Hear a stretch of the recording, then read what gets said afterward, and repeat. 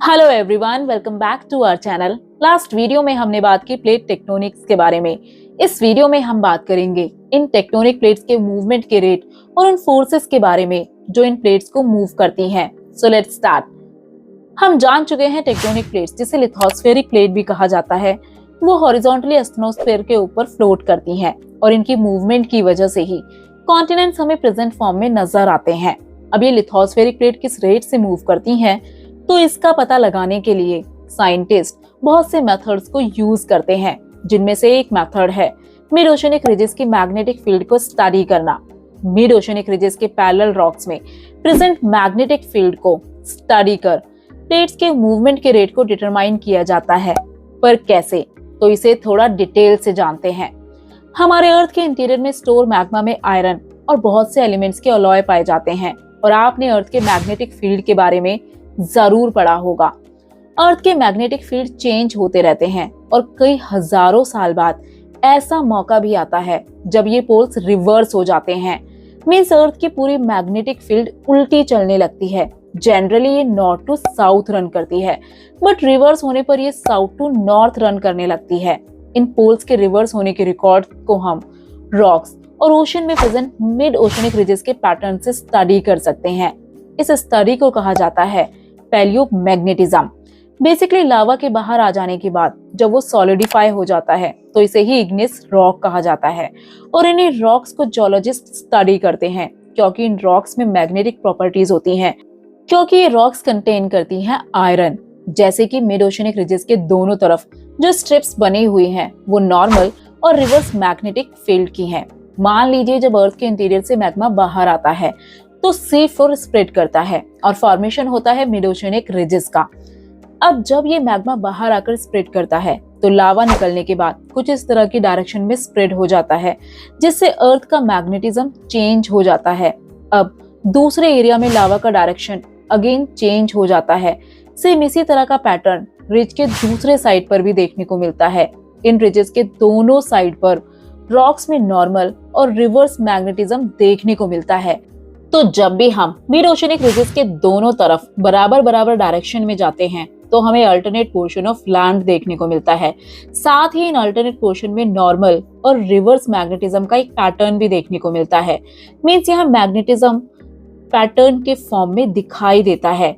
Scientist के द्वारा इन्हीं रॉक्स के अंदर मौजूद मैग्नेटिक फील्ड की स्टडी कर प्लेट्स के मूवमेंट के रेट को डिटरमाइन किया जाता है। अब कौन सी प्लेट किस रेट से मूव करती है, तो इसमें भी डिफरेंस देखने को मिलता है। फॉर एग्जाम्पल आर्कटिक रिज, जिसका रेट सबसे ज्यादा स्लो है 2.5 सेंटीमीटर पर ईयर से भी कम, जबकि east Pacific rise near eastern island का रेट सबसे ज्यादा फास्ट है 15 सेंटीमीटर पर ईयर से भी ज्यादा। अब आते हैं forces for the plate movement पर।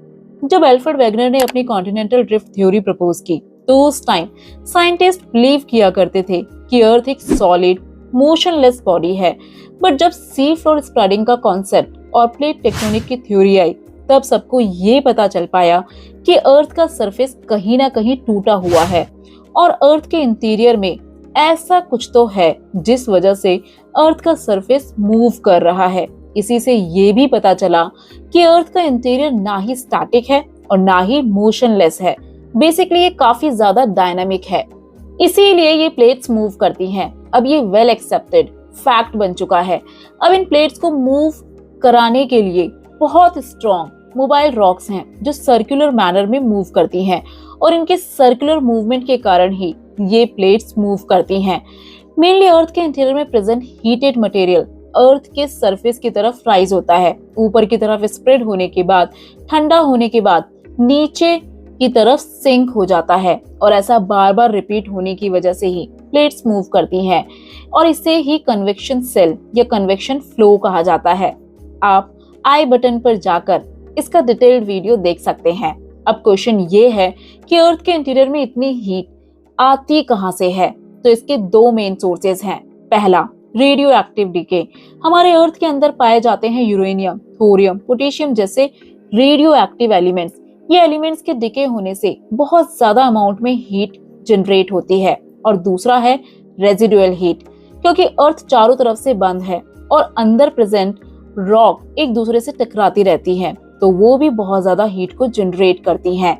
आर्थर हॉम्स पहले ऐसे व्यक्ति थे जिन्होंने इस आइडिया को कंसिडर किया 1930s में, और बाद में इसी आइडिया को इलैबोरेट करते हैं हैरी हेस, जो देते हैं सी फ्लोर स्प्रेडिंग थ्योरी।